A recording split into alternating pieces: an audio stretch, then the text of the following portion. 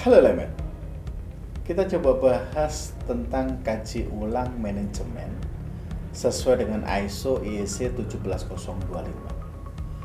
Apakah kaji ulang manajemen atau KUM memiliki nilai tambah bagi laboratorium? Apakah terjadi sandiwara atau sinetron KUM untuk menghadapi asesor? Sandiwara atau sinetron dari KUM ini sering terjadi di lab sebelum asesor datang. Mereka buat tanggal kapan kaji ulang itu dilaksanakan, bagaimana pertemuan itu dilakukan, keputusannya apa aja. Ini dibuat oleh manajer mutu. Saat asesor datang, itulah yang ditunjukkan. Ini yang kita sebut dengan sandiwara atau sinetron KUM. Rapat kaji ulang manajemen ini dipimpin oleh manajer puncak. Melakukan kaji ulang kebijakan mutu, sasaran mutu, dan penerapan prosedur setahun sebelumnya dan menentukan strategi di tahun yang akan datang. Lab ini mau kemana? Dan mau jadi apa? Ini konsep dasar di dalam rapat kaji ulang manajemen. Di dalam rapat kaji ulang manajemen ini bisa dihadiri oleh para manajer lab atau dihadiri seluruh personil lab. Saat dihadiri oleh para manajer lab, maka dilakukan pada organisasi cukup besar. Ada lab yang sampai karyawannya lebih dari 300. Ini nggak mungkin semua itu akan hadir dalam rapat kaji ulang manajemen. Sebelumnya dilakukan rapat manajemen reguler secara rutin.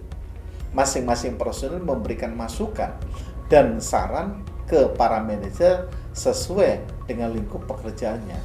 Para manajer kemudian melaporkan lingkup pekerjaannya ke forum rapat kaji ulang manajemen. Nah, ketika rapat kaji ulang manajemen ini dihadiri oleh seluruh personil lab, maka ini dilakukan pada organisasi yang relatif kecil. Seluruh petugas sampling dan analis hingga manajer puncak memaparkan pekerjaannya. Masing-masing personil melakukan pembahasan menuju peningkatan yang berkelanjutan.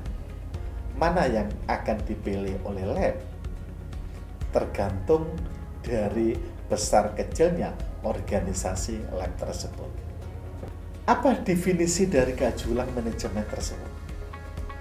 Yaitu suatu kegiatan yang dilakukan untuk menentukan kesesuaian, kecukupan, atau keefektifan manajemen dalam menetapkan kebijakan, sasaran dan proses untuk mencapai sasaran yang sudah ditetapkan. Tujuannya adalah meninjau informasi untuk menentukan apakah sistem manajemen lab mencapai kesesuaian atau continuing suitability. Tujuan organisasi dengan adanya perubahan terjadi, memeriksa kecukupan atau adequacy, persyaratan ISO IEC 17025 2017, kontraktual atau regulasi, mencapai hasil yang diinginkan secara efektif atau effectiveness. Mari kita bahas satu persatu apa yang dimaksud dengan kesesuaian atau continuing suitability.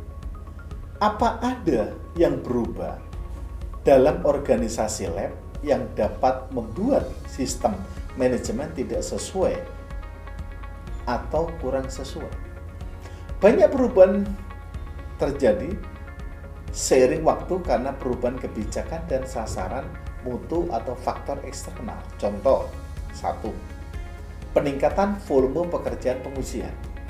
Penambahan personil outsourcing agar pelayanan ke pelanggan dapat diberikan dengan presisi dan akurasi serta tepat waktu.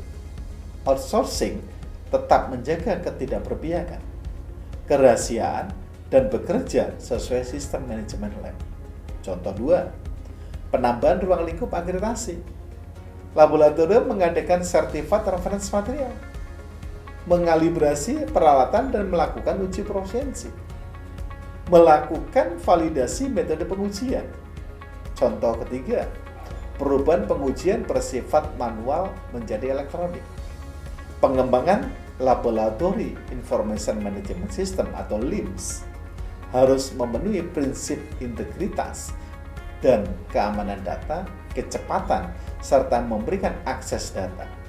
Semua skenario ini membutuhkan sistem manajemen yang disesuaikan. Apakah sudah sesuai atau tidak? Kesesuaian dalam sistem manajemen ini adalah kesesuaian sistem manajemen sebagai kemampuan sistem untuk memenuhi tujuan yang ditentukan. Indikator berhubungan dengan jumlah isu internal dan eksternal yang ditindaklanjuti jika dibandingkan dengan total isu yang teridentifikasi. Jumlah program peningkatan yang efektif dibandingkan dengan total peluang signifikan yang teridentifikasi. Jumlah karyawan yang terlibat dalam program peningkatan terkait dengan jumlah total karyawan, tingkat kepuasan pelanggan, tingkat loyalitas pelanggan, dan tingkat kepuasan karyawan. Yang kedua, kita coba lihat kecukupan, adequacy. Jika laboratorium menambah ruang lingkup akreditasi atau pengembangan multi lokasi, apakah sistem manajemen mencukupi? Kecukupan sumber daya lab antara lain personel, peralatan, metode pengujian, bahan kimia, fasilitas dan kondisi lingkungan serta sistem manajemen. Tidak terpenuhinya suatu hasil disebabkan oleh sumber daya laboratorium yang tidak memadai, masalah internal dan eksternal, atau lemahnya pemikiran berbasis risiko. Dalam sistem manajemen, kecukupan sistem manajemen sebagai kemampuan lab memenuhi persyaratan atau standar yang berlaku. Indikator berhubungan dengan hasil audit internal, sering lakukan subkontrak pengujian, jumlah pengaduan dan penanganan, tingkat kepuasan personel laboratorium, dan hasil penilaian mandiri atau self-assessment sistem manajemen. Yang ketiga, kita lihat efektivitas. Sejauh mana rencana kegiatan terrealisasi dari hasil yang direncanakan? Tercapai? Seberapa efektif laboratorium memenuhi sasarannya? Setiap laboratorium memiliki proses, inisiatif, sasaran, dan tujuan bisnisnya untuk meningkatkan laba. Mengapa hasil belum terpenuhi? Apakah ada masalah sistematik atau pola umum yang berjalan melalui berbagai kejadian di mana hasil tidak terpenuhi? Dalam sistem manajemen, efektivitas sistem manajemen sejauh mana direncanakan dan hasil yang direncanakan tersebut tercapai. Indikator berhubungan dengan pencapaian sasaran, jumlah pengaduan karena keterlambatan hasil pengujian, persentase tidak terselesaikannya ketidaksesuaian, tindakan koreksi selama waktu yang ditentukan. Manajemen lab harus meninjau sistem manajemen pada interval yang direncanakan untuk memastikan kesesuaian, kecukupan, dan efektivitas yang berkelanjutan, termasuk kebijakan dan sasaran yang dinyatakan terkait dengan pemenuhan ISO IEC 17025/2017. Dalam kaji ulang manajemen ini harus ada undangan. Dari mana dia? Umumnya disiapkan oleh manajer mutu, tapi yang menandatangani adalah manajer puncak. Harus ada absensi dan harus ada kesepakatan tindak lanjut. Di dalam proses kaji ulang manajemen ini harus ada masukan. Apa itu? Perubahan isu internal dan eksternal,